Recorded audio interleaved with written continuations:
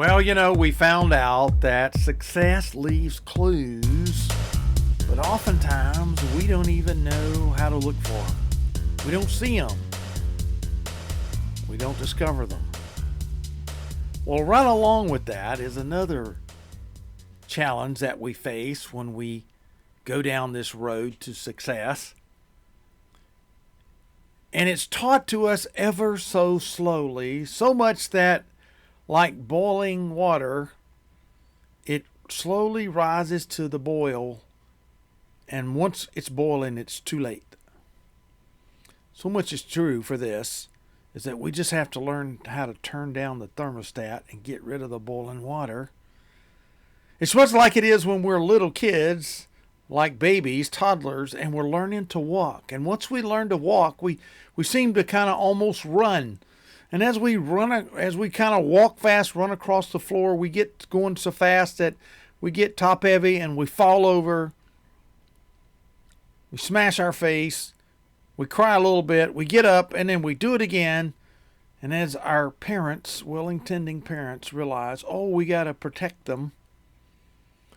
And they begin to kind of go along with us with their hands stuck out to catch us before we fall. And pretty soon we get introduced to no and can't and don't. And we kind of stop all that business. And over time, quote, in the smartness of life, we get introduced to all these things that basically begin to put the brakes on our life. Well, when I was growing up and learning to drive, most everything was manual transmissions. Automatic transmissions were only in the high-end vehicles. So most folks drove what we called back then a stick shift, or 3 on the column. And one of the most important parts about learning to drive, and matter of fact, it was part of our driver's test, which is not so much part of it now, is the emergency brake. So you see, when you stopped and put your car, normally I would say in park, but back then we didn't have park. You stopped your car, you parked it, but you put it in neutral and you put on the emergency brake. And you might put it back in gear, but you had to put the emergency brake on. That was a part of the driver's test. But when you got back in to go somewhere and you started it up and you put it in gear and you went to go, it was very, very important to let off the emergency brake.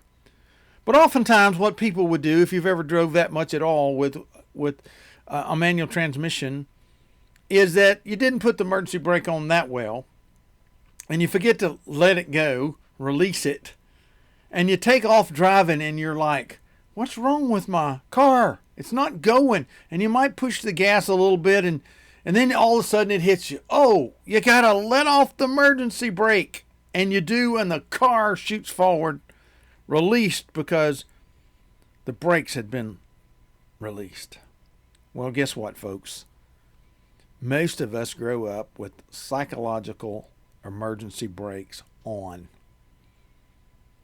We've been tempered and trained not to be released to go. Hey, good morning and welcome to the Morning Wake Up Call. We're glad to have you here. My name's Dean Renfro. We hope to inspire you, inform you, and give you some insight that can help you grow yourself and in turn grow your business and community, and then change your world and the community around you. This psychological emergency brake is a really big issue that you face on the road to success. Oftentimes you don't even know it exists in your life till somebody points it out, or until you begin to smell this smell that comes. And if you've ever driven a manual and left the emergency brake on for any length of time, you know that smell. You can't forget it. And what is that? Oh, the brake's on. The brake's on. You see, along the way, our good, well-meaning parents have begun to put the brakes on, and then it's teachers in school, and it's the government, it's politics, it's religion, it's the church, it's our friends, it's our own learning that we've applied the brakes. And we don't realize why we can't get where we need to go, how we need to get there, because we've got this psychological element of we got to stay safe, can't go too fast, can't lean over too far, can't go too far to the left, can't go too far to the right. We got to go where people tell us, and we can't get to success. We are our own limiting factor, and all we simply need to do is release the brakes. Robert Allen said it well. Everything you want is just outside your comfort zone. It's just beyond. We just have brakes that we've set, and we never go beyond. You see, oftentimes, I'll say this, and no meanness considered toward animal lovers, but sometimes we're as dumb as an elephant. Back in the days when they trained elephants, they would take a baby elephant and they would tie it or chain it to a peg in the ground, and the elephant would try to pull away and it wouldn't, and soon it learned it couldn't get away, so it quit trying. And by the time it get to be an adult, they didn't hardly even need the chain or the rope. The elephant would never wander off, not realizing that if it were chained, it was so strong and powerful that it could pull the whole thing up out of the ground and go anywhere it wanted to go, because somebody had applied the brake and taught them to have to be held back by the brake. So what do you do about that? How do you move yourself beyond the comfort zone? Well, it starts with talking the talk before you walk the walk. So you have to start talking to yourself and start taking the brakes off and start inputting into your life the things you need from a conversation that you have with yourself. You see, because many of the conversations you try to have with other people, they're going to try to shape you by their conversation, by their experience, by what they've heard, what they've learned, what they know, what they don't know, by their ignorance oftentimes, and it will put on the brakes. But if you can learn to start having positive conversations with yourself, it will help you begin to release the brakes. If you can help yourself start seeing what it is you really want in your mind's eye, you can start releasing the brakes. If you simply start changing some of your behaviors, you can start releasing the brakes. How do you know some of this is going on? Is because, like most of us, we always do what we've always done, and we keep getting what we always got. And we're like, why do I keep finding myself here? Why do I keep finding myself at this place? Why am I always broke? Why am I always in a broken relationship? Why am I always yelling? Why am I always mad? Why is it that I can't get a really good job like this person or that? Why? And it's simply because we keep doing the same thing we've always done, and we get the results we always get, but we think it's supposed to be different. And I think most people know, at least at some time or another, have heard that's the definition of insanity. Oftentimes we've talked ourselves into something like, I can never find my keys. Or I knew if I got up to say something, I'd forget. And guess what happens? We forget. Guess what happens? We can't find the key. Those things are because we have told ourselves those things were going to happen. So therefore, our mind created the situation for those things to happen. You see, talking to ourselves is real important. Telling ourselves to release the brake is really, really important. It was Albert Einstein who said, well, the significant problems we face cannot be solved with the same level of thinking that created them. You see, if we haven't had success, The thinking that kept us from having success is not going to free us to have success. If we have relationship problems, the thinking that put us in those relationship problems is not going to release us from those relationship problems. The thinking that got us financially broke is not going to get us from being financially free. You see, you have to change your thinking. You have to change the inside thermostat and begin to look at things differently. How do we know that's true in the area of finance? Because over 80% of people who win the lottery find themselves bankrupt in 5 years. Why is that? Because psychologically, inside, they're still broke, even when they may have millions in the bank. And so they spend it as a broke person would spend it. They treat money as a broke person treats money. And you can't do that. You have to go beyond. You have to go beyond. You have to change your behavior. Sometimes you have to change your friends. Sometimes you have to change your location. Sometimes you have to change your job. Sometimes you have to change your skills.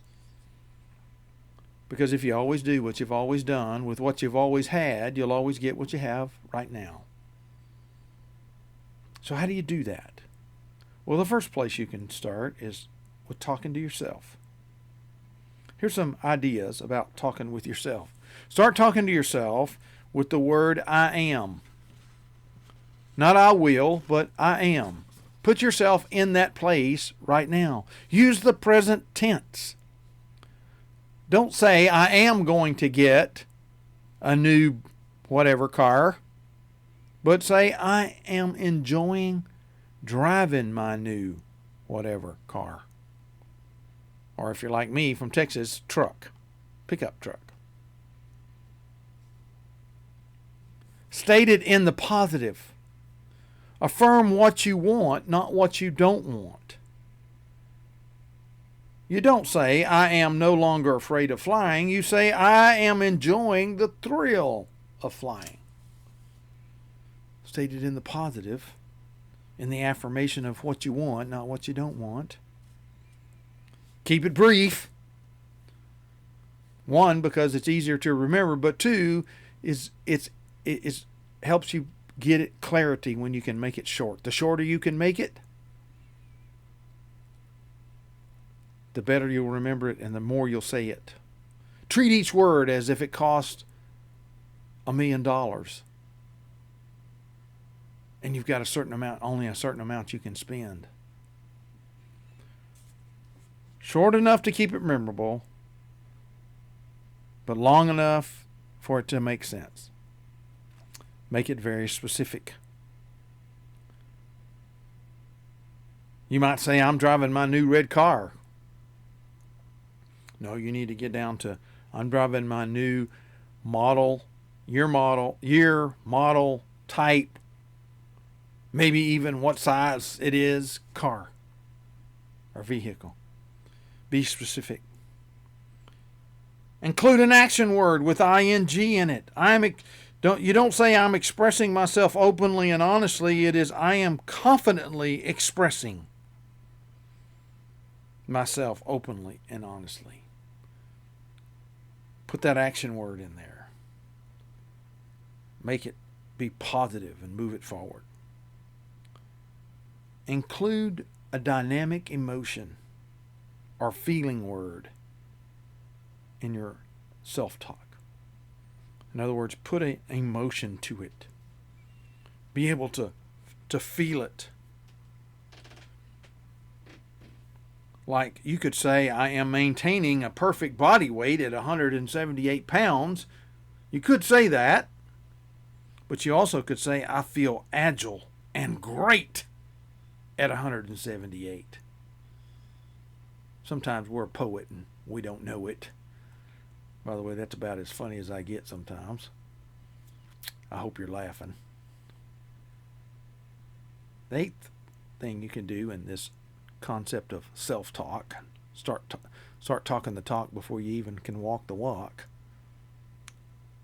is make affirmations for yourselves, not for other people. Make it about you. All about you. Envision you in it. Feel yourself saying it. Say it. It's about you, not about somebody else. And you can always add, number 9, or something better. Or something better at the end of the statement.